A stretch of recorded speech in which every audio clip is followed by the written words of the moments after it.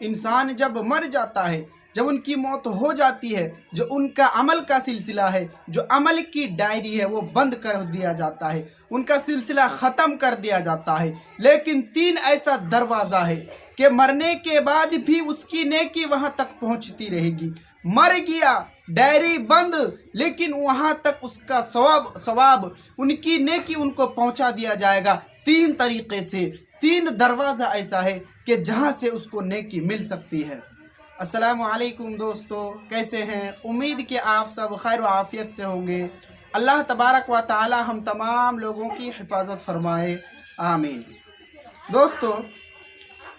سب سے پہلے ہم یہ جانتے ہیں کہ دنیا میں اللہ تبارک و تعالی نے انسان کی ضرورت کے لیے جتنی بھی چیزیں نازل فرمائی، جتنی بھی چیزوں کو وجود میں لایا، وہ ساری چیزیں گویا کہ اللہ تبارک و تعالی کی طرف سے نعمت ہے۔ اللہ تبارک و تعالی نے انسانوں کی زندگی کے لیے ایک اور بہت ساری نعمتیں نازل فرمائیں۔ انہی نعمتوں میں سے ایک بہت بڑی نعمت آل و اولاد ہے۔ جی ہاں دوستو،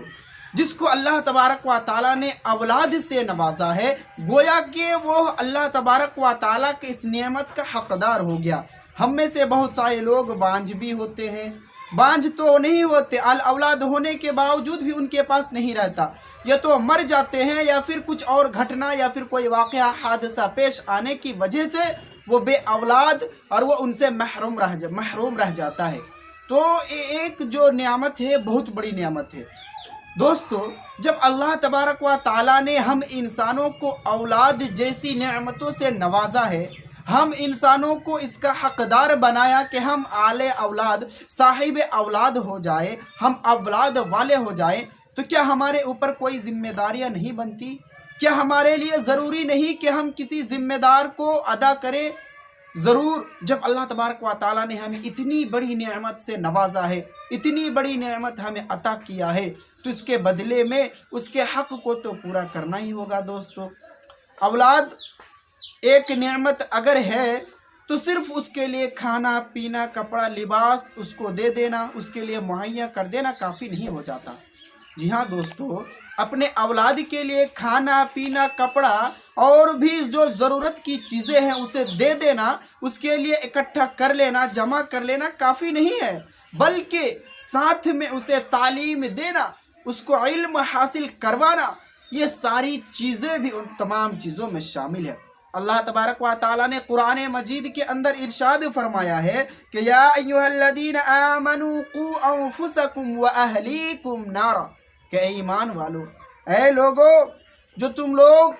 اس بات کو اچھی طرح سے سن لو کہ اپنے آپ کو اور اپنے گھر والے کو جہنم کی اس آگ سے بچاؤ جس کا ایندھن انسان اور پتھر ہے۔ جس آگ کو انسانوں کو جلانے کے لیے بنایا گیا ہے، اس آگ سے بچو۔ اللہ تبارک و تعالیٰ نے اس میں حکم نازل فرمایا، لوگوں کو گویا کہ تنبیہ کر دی کہ اے لوگو،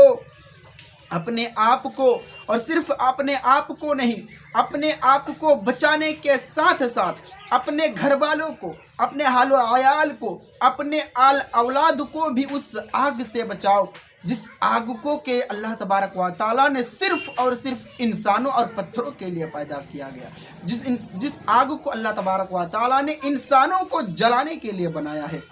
جی ہاں دوستو، نبی صلی اللہ علیہ وسلم نے ارشاد فرمایا، بخاری اور مسلم شریف کی حدیث ہے، نبی صلی اللہ علیہ وسلم نے ارشاد فرمایا کہ کلکم راع وکلکم مسئول عن رعیتہ، کہ اے لوگو، اس بات کو تم لوگ جان لو کہ تم میں سے ہر شخص ایک ذمہ دار ہے، وکلکم مسئول عن رعیتہ، اور جو ذمہ داری اس کے پاس ہے اس کو اس ذمہ داری سے متعلق سوال کیا جائے گا۔ قیامت کے دن ان کی ذمہ داری سے متعلق ان سے پوچھ تاچھ کیا جائے گا۔ دوسری جگہ پہ نبی صلی اللہ علیہ وسلم نے ارشاد فرمایا، یہ بھی بخاری اور مسلم شریف کی حدیث ہے، معقل بن یسار اس کے راوی ہے، نبی صلی اللہ علیہ وسلم نے ارشاد فرمایا کہ ما من عبد یسترعہ اللہ رعیہ یموت یوم یموت وہو غاش لرعیتہ الا حرم اللہ علیہ الجنہ،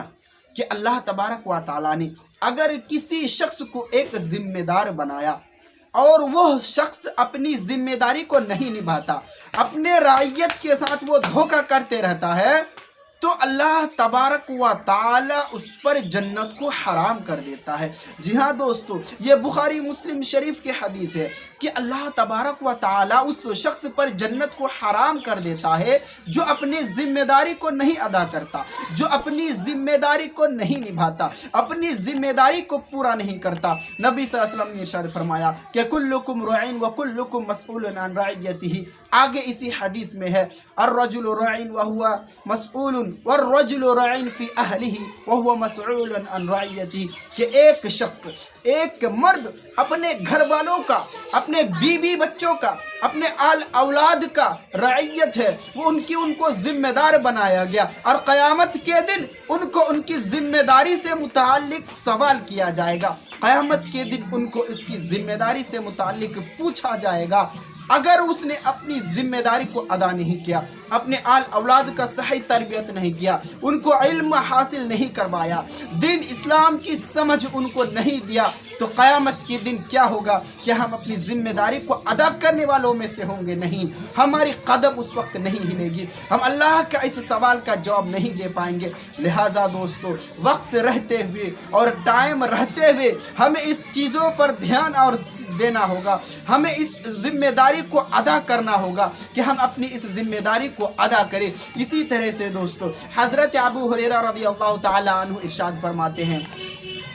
مسلم شریف کی حدیث ہے، حدیث نمبر 1631 یعنی کہ 1631 ہے، جس میں کہ نبی صلی اللہ علیہ وسلم نے ارشاد فرمایا ہے کہ اذا مات الانسان انقطع عنه عمله الا من ثلاث صدقة جاریة او علم ينتفع به او ولد صالح يدعو له، کہ جب انسان مر جاتا ہے، جی ہاں دوستو، میں یہی کہہ رہا تھا کہ جب انسان مر جاتا ہے، ان کی موت ہو جاتی ہے، ان کے مرنے کے بعد ان کے عمل کا جو سلسلہ ہے یہ ختم ہو جاتا ہے، ان کے جو نیکیاں ہیں وہ روک دیا جاتا ہے، ان کی نیکیاں ان تک اب نہیں پہنچے گی نہ، لیکن تین راستہ ہے، تین طریقہ ہے کہ وہ مر گیا، اس کی زندگی ختم، عمل کا سلسلہ ختم، لیکن نیکی ان تک پہنچے گی۔ پہلا دروازہ، پہلا طریقہ نبی صلی اللہ علیہ وسلم نے فرمایا کہ صدقۃ جاریہ، کہ صدقہ جاریہ ہونا چاہیے۔ جی ہاں دوستو، صدقہ جاریہ کا مطلب ہے کہ ایسا صدقہ، ایسی کوئی چیز صدقے میں دے دینا، صدقہ کر دینا کہ جس سے لوگ لمبا وقت تک فائدہ اٹھاتے رہے۔ مثال کے طور پر مسجدیں بنا دینا، چوک چوراہے پر ٹیول وغیرہ بنا دینا، کہیں پہ لیٹرنگ وغیرہ بنا دینا، یعنی ایسی چیز بنا دینا کہ وہ تو مر گیا لیکن ان سے فائدہ ابھی تک مل رہا ہے، ان تک نیکی ان تک پہنچتی رہے گی، لوگ جب تک اس سے فائدہ اٹھائے گا ان تک نیکی پہنچتی رہے گی۔ دوسرے نمبر پر دوستو، علم ينتفع به، کہ کوئی ایسا علم سکھا دینا کہ لوگ جس سے فائدہ اٹھائے، لوگوں کو جس سے فائدہ حاصل ہو۔ مثال کے طور پر کسی کو قرآن پڑھنا سکھا دینا، محنت سے اگر کسی کو قرآن پڑھنا سکھاتے ہیں، وہ مر گیا سکھانے والا، لیکن یہ جو جس کو سکھایا جب تک وہ قرآن پڑھتا رہے گا، جب تک قرآن کی تلاوت وہ کرتے رہیں گے، اس کی بھی نیکی اس مرے ہوئے شخص تک، سکھانے والے تک نیکی پہنچتی رہے گی۔ تیسرے نمبر پر نبی صلی اللہ علیہ وسلم نے ارشاد فرمایا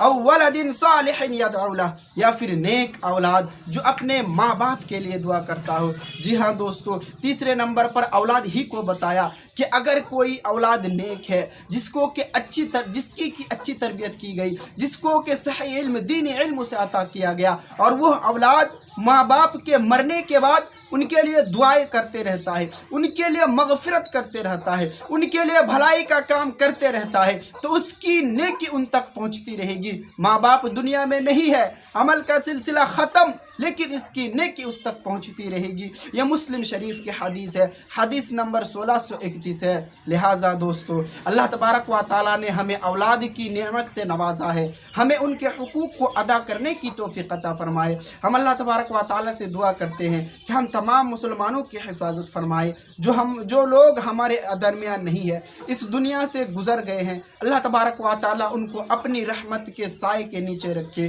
اللہ تبارک و تعالیٰ ہمیں اپنے آپ کو اور اپنے خاندان کے حقوق کو ادا کرتے ہوئے رب کریم کے حقوق کو ادا کرنے کی توفیق عطا فرمائے، آمین۔